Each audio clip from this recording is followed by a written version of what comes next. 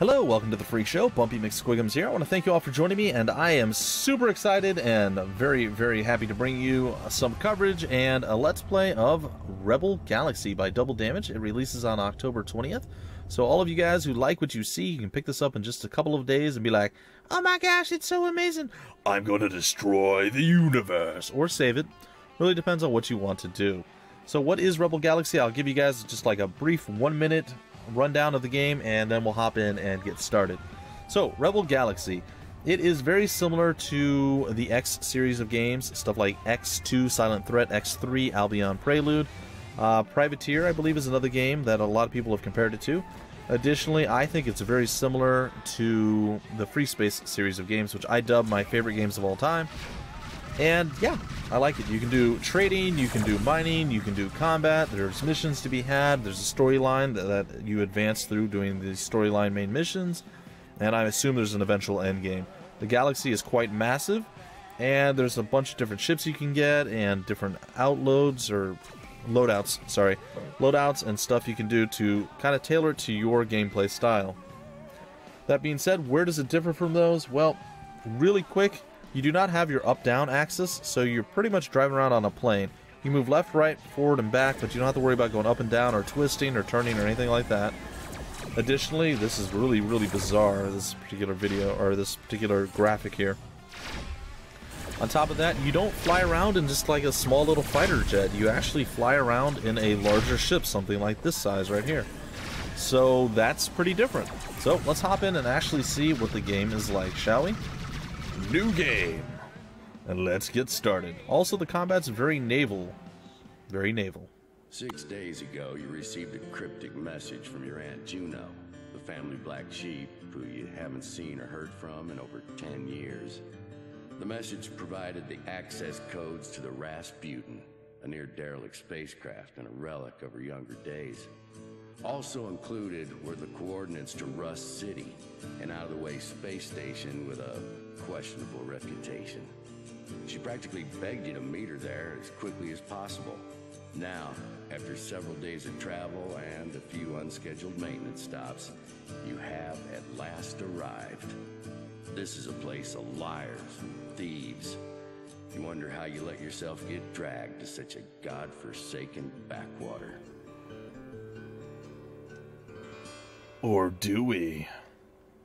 So the battles are naval, guys, and I'll explain that in a minute here. But first, welcome. Alright, we're getting hailed from the station. Alright,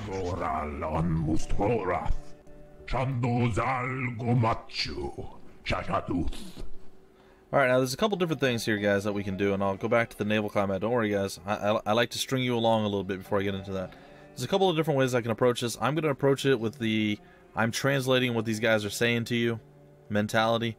So there's two different ways I can do it. I can either read what they say after they're done talking and then go with my responses and whatnot, or what I could do is allow them to babble on their little lines and assume that you all can read and want to read, and you guys can go that route and read it for yourselves, and then I would just go with my responses as well, so you know what I'm actually choosing and all that wonderful fun stuff. Those are the two schools of thought. I'm just going to translate for now. Let me know down in the comment sections what you guys want. Would you prefer me reading it or not reading it? I'm sure there's going to be a mixed bag either way, guys. So if it seems to be kind of even, then I'll probably just do whatever I feel like doing, which will probably be reading it. Anyway, that's neither here nor there. Alright, so let's get into this here. Ah, there you are. Your aunt asked me to keep an eye out for you. I see you found her old ship. Bring it into the dock and meet me at the bar. I have something for you. Who are you?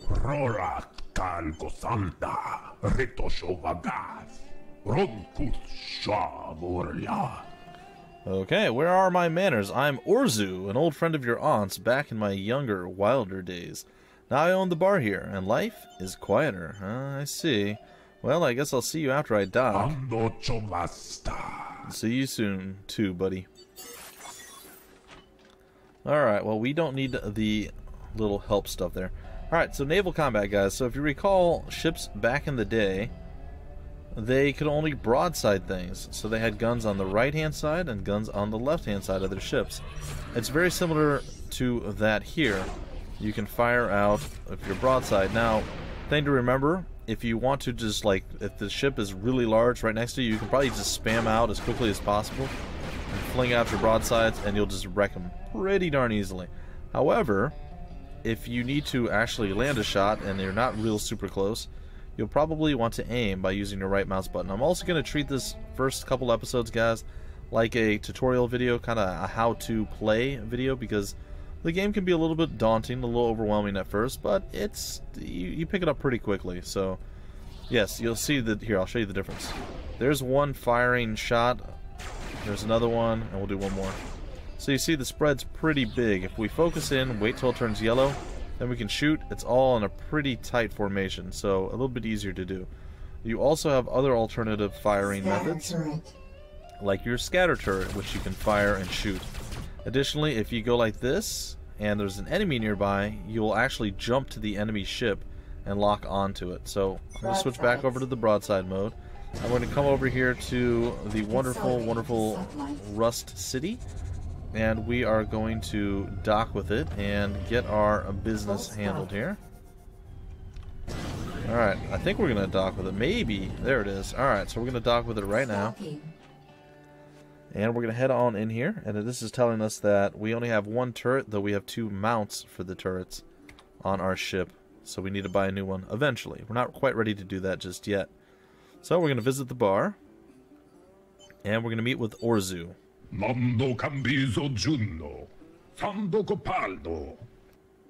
Ah, my, you're the spitting image of Juno. So good to see you. So where is my aunt? She was supposed to meet me here. Kambuzeri.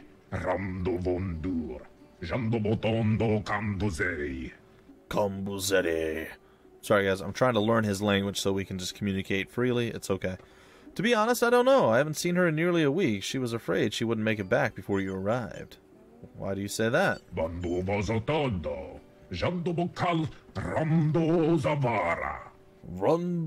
Zavara. See, I'm learning, guys. I'm learning. Because she gave me something to give you on her behalf. Why would she have done so? She was expecting to be present. What is it? Maybe it'll tell me how to find her. Jambondo Spectre, Tontaka Lando Jazunda, Junno Bongo Gabonda, Ram Simbota, Wadanchapai. That may be. She called it a spectre, although I doubt that's its proper name. Juno mentioned that it is some sort of AI symbiote, whatever that means. Can I see it? Ramdove, Jandovova, from Tosca, Yandobojanda, Dando Rasputin, Andozopai, Ramkon Vojara, Zazamonda. Ooh, shiny. Alright, so, here you go. As to your aunt, frankly, you're in no shape to find her. That's the Rasputin parked in the hangar, isn't it? I hate to say it, but times have changed since that was a worthy ship. What do you mean? Kornobajatenko, Zandojoy Tanda, Rendoboboy, Popkan, Nobojol. He said pop gun. I heard it. Anyway, well, you've got no deflector, no tractor beam. That whole plating is like paper, and to be frank, your weapon systems are practically pop guns. No offense. None taken. Alright, well, any suggestions, good sir?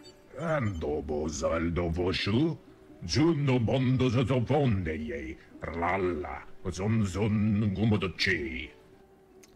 I can get you an upgrade or two. Juno would never forgive me if I sent you off to your inevitable doom. I can't afford to let it go for nothing, though. I've got a little something you could help me with in exchange. What kind of something? Andososkova whiskey in the grilla, Manjundabo, Andozovardo, Arngondochotanda, Orundubujigobotan. I've got a shipment of Greel whiskey coming in. My supplier, however, seems to have gotten himself into hot water and can't come near the station. I'll give you the payment, and if you can make the exchange, I'll have something for you when you return. It's a deal. Hamdo, Rando, Bifundro Creed, Hondoya, Bronson Coal, Rendova Whiskey Mop, and a Moto Lando Bui. Excellent. Here's 500 credits for the payoff and the coordinates where you'll meet him. His name is Bronson Cole, and he should be waiting for you. Bring the whiskey back, and we'll get you squared away. And I'll have some more information as well. I'm on it. Alright, well, we're going to leave the bar, and we're going to leave this place. And we're going to go do the first mission here, guys. Alright, and it tells you how to find stuff, so we need to spin around in circles until we figure out where the gold diamond is. It's over there. And we're going to line up with it, and we're going to hit E 4 times and get ourselves going to maximum speed. If you take a look in the top right corner, those 4 arrow thingies, you see I can slow it down. Those are your speed. There's 3 different speeds in this game. There's your normal speed, there's your sublight speed, which is what I'm moving at right now. When you're not in combat, that's like max speed plus. And then when you're in sublight speed, you can then actually go into warp speed, which we're going to do right now. There's a distress beacon detected. We are not going to deal with that because that seems super dangerous to us. We don't have a deflector shield. We don't have anything that we really need to survive combat right now. We'll be lucky if we don't run into anything. Now, you can still do some combat, but it's super risky until you get some of the other items, guys, so just be aware of that. Just running out and trying to fight right away, probably not the best play, which I can attest to because I did that myself. Alright, we'll talk about pulse when we land here. Alright, so as soon as you land, what you're going to want to do is actually hit, jeez, you're going to want to hit control and then hit pulse. And that will actually scan for everything around the area. And additionally, we have an incoming hail right now. So what we're going to want to do is hold the E key and get the hailing. Hey there. Orders you send you? You got my payment? Yeah, he did. Here's the cash. Pay 500 credits. All right. Pleasure doing business with you. Thank you, good sir. Pleasure doing business with you as well. All right, we're going to try to avoid crashing into him. We're going to line ourselves back up. Now, I've had a few struggles, guys, with the settings in this game. I can't seem to see the music volume's at 4%, and it still seems pretty loud. Let me know if you want me just to turn it down even more, or what you want me to do, guys. I don't even know how I got it to 4%, but I did before. I feel like the sound volume might even be a little bit low as well, or a little bit loud as well. Alright, so we're just going to do that, guys. Alright, we're going to head back over here and warp. And there we go. So there will be... I know there's no stellar mass. Anyway, the max you can do while you're in combat is the blue max speed. You can only do sublight by getting out of combat, and then you can only warp by being in sublight. So that's kind of the, I don't know, the speed hierarchy, if you will. Now the reason you want to pulse when you land is it will go out and send a pulse and give you a bunch of information back. The distress beacon is actually detected. Alright, it's telling us about combat. I'd like to see what the distress beacon is. It's super risky, and it looks like there's some nasty stuff. We might be able to actually take this. I think I'm gonna give it a shot, guys. Let's live life on the edge. Looks like they failed, boy. Let's take them. Oh, tricky. Alright, well, we're gonna try to keep our keep ahead of the enemy here. Gonna take some pot shots at this guy. We're not gonna use the broadside combat right now against the fighter, at least.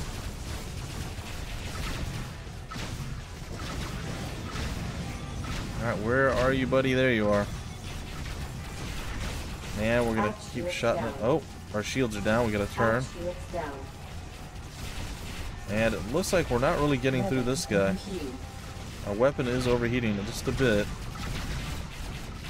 We're still laying into him. We're almost through his shields, though. Alright, we're on emergency cooldown. And we're gonna keep maneuvering so our shields are constantly getting attacked from different angles. Kind of getting wrecked a little bit, though.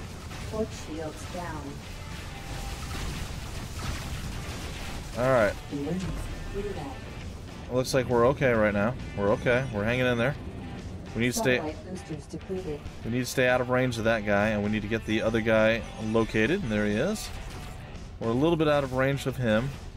Is there another enemy? Oh, there's not. Alright, there's a militia frigate that has shown up to help us, though, which is nice.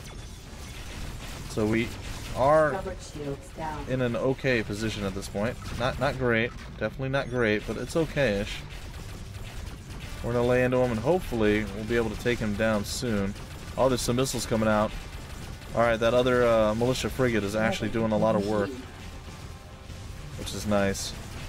It's nice to see some work actually getting done here.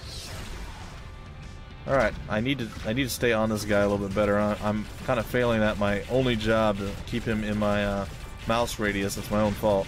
Alright, we took down another one. And the last guy is actually... Was that an enemy? Alright, we don't actually have a tractor beam right now, unfortunately. How close is that thing? Fairly close. Alright, turret combat. We already know about turret combat. We've kind of been in there already. And we're gonna head over toward... Not the cargo. There's live organs in the cargo, though. That's just kind of funny. Alright, we're gonna go after this guy that is...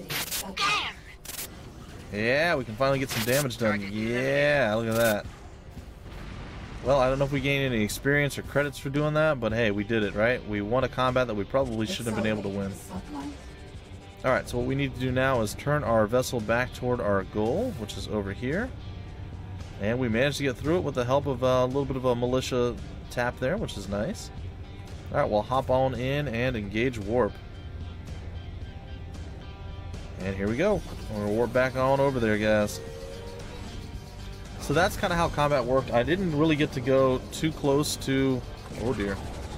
I didn't get to go too close to do broadside up against the enemy there, which is a little bit sad, but again, we had to be careful. We kind of needed to keep distance in that particular fight, so there is that. Alright, the shipyard, it says repairs are needed. We kind of got beat down a little bit, 197 credits. We can afford that. So we're going to repair, and we're just going to repair everything. Repairs complete. Alright, we're going to go visit the bar again and talk with Orzu. Senso, amdoso poio potara, und trankten, zandobojino trunkta, und jitunen Rasputin. Alright, excellent. Many thanks for your help. I've got two options for you here, a deflector and a tractor beam. Deflectors are an excellent defense in combat, and of course you'll need a tractor beam to bring objects into the Rasputin's hold. Well, the deflector shield will keep me alive, whereas the tractor beam will make me be able to grab some stuff and maybe make some money off of it. I'm going to end up buying a tractor beam anyway. So I'm just going to get the deflector now. I've never actually got the tractor beam straight up. I don't know if the deflector is cheaper or what. But I'm going to go with the deflector.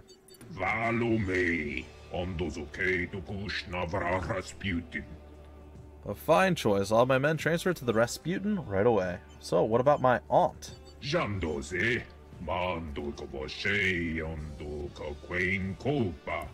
Yes, of course, but I was hoping I might trouble you for a quick favor, given how deftly you handled the exchange. Well, tell me about it, I suppose.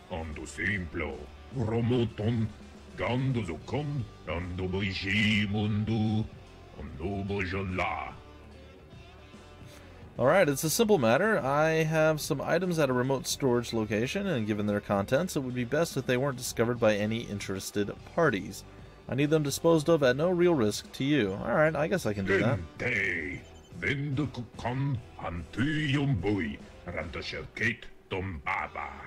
Okay, perfect. Here is the relevant information. Destroy the contents however you see fit. I'm sure it won't take but a moment. I'll be back shortly. Alright, there's still a few things we can do before we leave. We have 10,455 credits. We are going to hire up a mercenary. That's right, we're going to hire this mercenary right here. Name's Garrus. I hear you're looking for someone who can fly. That the case? Alright. So basically we get to hire, I guess, a single mercenary. Maybe you can hire more later on in the game, guys. I only have maybe an hour or two into the game that I've actually played, so I don't know, but we'll see. Later down the road if we can actually hire more. So Garrus is basically going to accompany us on all of our missions. He's going to be an extra ship. He's going to be able to fly around, shoot stuff, be a target to be shot, and just kind of buy us a little bit of space. We can buy him a little bit of space, and he's going to do a lot of work against the enemy. He's really good. Sometimes you'll go into games like this and you'll get like a really crappy starting guy. This guy might be really crappy in comparison to some of the others later on. I don't know. I've never actually exchanged him out yet.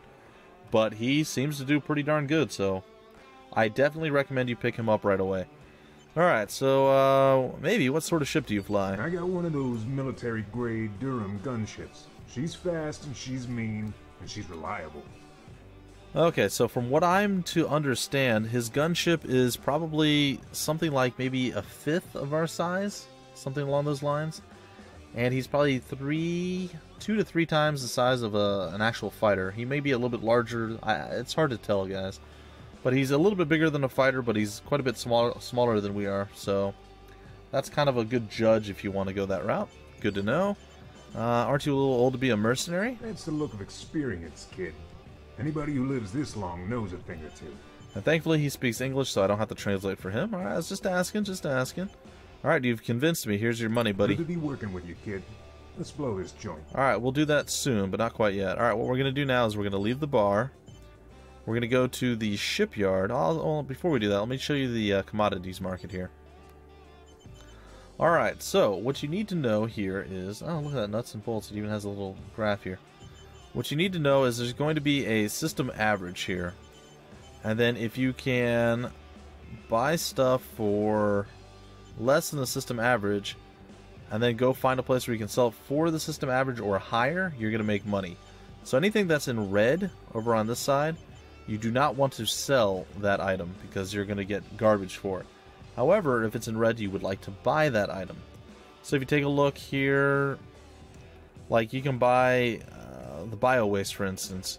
You can buy the bio waste for 136 and sell it for 180. It's a little bit under the average. It's not great, but it's okay. Also, I believe all these red listed items on the left, if it's red, those are all things that are considered contraband in some of the different places. So you have to be a little bit careful when transporting that stuff. Now you take a look over here, the munitions are actually higher than the system average here, so you wouldn't want to buy it here. So what I think I'm going to do is I'm probably going to try to go with some Narco Cola, maybe, but not quite yet. So just bear that in mind, that might be something I do. Because if you have the cargo hold space and you don't need your cargo hold for any missions, oftentimes it's good to grab up some of this stuff and just carry it with you. So whenever you're out doing stuff, you can stop by some places to make a little bit of extra cash. Alright, we're going to hit escape, and we're going to go to the equipment bay. And here we need to outfit our guys with our little ship here with a little bit more. Alright, so first thing up, I want a secondary turret. We have a scatter turret. I'm going to go with a pulse turret. It's going to be expensive, but it's going to do quite a bit more damage. Okay, I felt like we... Do I want to go with a pulse turret? I think I do. Hold on. Yeah, I'm pretty sure I do. Yeah, I do. Alright. I want to go with the pulse turret. So the pulse turret is going to fire a little bit more damage. It's got, I think, a little bit better range as well, and it's going to mix it up. You shouldn't overheat as quickly with the pulse turret on the field. Now, if you had double scatter turrets, I think you would still overheat pretty quickly. So we're going to buy that up, and I am going to install it as well. And then we're going to go to our secondary weapon here, and I gotta tell you, the flak cannons are pretty good. They're not as effective as I thought they would be against, say, fighters, but they're pretty darn decent against getting missiles off of your back. So I would recommend maybe grabbing up the flak cannon as part of your initial loadout. I know a lot of this stuff is kind of and you might want to save up for better stuff, but you can probably get away with waiting until you get to the second level of flak turret if you wanted, or flak cannons if you really wanted to. The reason I say this is you can still dodge, like I said, missiles, lasers, and things of that nature with your deflection shield that you just got. So let's grab up the flak cannons. I'm going to go with this build for now. I think it'll still work out pretty nicely. And there we go. We're ready to go. We could also get better defensive stuff and everything else, but we're really, really broke right now, so we can't afford to do that. That being said, there is a mission board here, and we can see what available missions we have. And this one is just off the rift. The defeated Doublejack are fleeing in panic. We've identified 2 small fighter groups that should be easy to wipe out. We'll get 5,081 credits, it looks like. So I'll accept that mission. And here's a Doublejack strike. This is an average difficulty. I will accept this as well. Now, tractor beam. Oh, that's what I was going to buy, the tractor beam. I didn't get that yet, so we can't do that one because I don't have the tractor beam. This one, again, average difficulty. We're going to do the same thing again. And accept that up, and sure, we'll accept all these combat missions up. So from what I'm to understand, you can also only have 5 missions active at any one time, so be aware of that.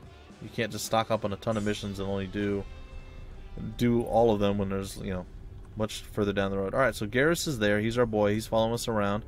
And as you see, his ship is, what, a fifth of our size? Maybe even smaller than that? but he's actually a little bit bigger than, I'd say he's 2 to 3 times the size of a fighter. I could be wrong. Oftentimes it's hard to actually see fighters. Stellar map. Now take a look at the stellar map, ladies and gentlemen, and there are several things here that are available to go to. There's other stations. There's the Diego station there. There's a Lafayette station here. There's quite a few different outposts we can go to. There are some criminal outposts as well. And if you decided to go down the line of being a criminal, I believe you could probably go there and do buying, trading, selling, all that wonderful fun stuff. And additionally, they will also show up your different mission markers all over the various places. So, that being said, we're going to go and do the Wounded Doublejack mission as our first mission that we're going to take care of. Hopefully, after we do that, we will be able to... Is that the one? Yeah, that's the one. Alright, we'll be able to break off the episode, and then we'll continue from there. So, I'm going to head my booty on over here. At maximum. Our engines are going to go to the max, and then we are going to warp our way closer, and then we're going to go into mortal combat. Now, one of the cool things is while you're in broadside, ladies and gentlemen, your turrets will still fire automatically on whatever you're targeting, or whatever's within range. So you don't always have to control your turrets if you prefer to do broadside combat. But oftentimes, like I said, these smaller vessels, oh dear, oh gosh, oh that scared me. Alright, we just came in, we were going to want to do a scan there, and we get to see the enemies that are opposing us. Wow, this is actually a little bit scary, but I think we can still handle this pretty easily. Alright, and as you see right there, we are already in combat. Collision warning. There's a collision warning there. Alright, I'm going to switch over to my turret this time around. And I am going to want to do combat this way. Where are you? There you are. Alright, we're going to get some combat going there. And I'm going to actually try to get a little bit closer. Broadsides. And we're going to get our broadsides going here. There we go. So get some real damage done on him. I'm using my shield there a little bit. There's a collision warning. But we just took him down really easily there. And what's left? Collision warning. We have a fighter there. And we just took him down. So there we go, guys. Our boy, Garrus, managed to take him down. And we were able to go down and chase the silly little frigate that was against us. And we murdered it pretty handedly. So all that being said, ladies and gentlemen, I'm going to go back to the galaxy map. And this is pretty much where I'm going to break off the first episode. Hopefully you enjoyed. If you did, feel free to like, comment, subscribe, and share it. And as far as the series goes, guys, I'm going to play it whenever I want to play it. That's going to be the thing. It's not going to have a regularly scheduled thing, which pretty much means that I'll probably stop playing everything else and just play this all the time because this game is amazing. It's a really good game, guys. But just look for occasional updates, guys, occasional gameplay. I'm going to have a lot of fun with it. Hopefully you guys have a lot of fun with me. And if anything clears up and we actually get a hole in our schedule, I know that would be like the dream, right? This will slot right into it and we'll run with it and just enjoy it and have fun. And in case you guys are wondering if this game is just going to be pretty short because this galaxy doesn't really look as impressive as I was saying, yeah, there's all of that to deal with as well. So there's quite a bit more to do than what you might have thought from, well, the sector map. So that's going to do it, guys. I will catch you next time. I don't know when specifically, but I'll catch you next time with another episode of Rebel Galaxy. If you want more information about the game, the developer, or any of that wonderful fun stuff, it will be down below in the description of the video. Remember, it releases on October 20th. So if you're interested, you liked what you saw, make it a big release day, guys. The developer did a really good job with this game, and I think it's absolutely amazing. So that's my spiel, and I will see you next time. Until then, my name is Bumpy McSquigums. Thank you for stopping by the Phreak Show, and I will see you later.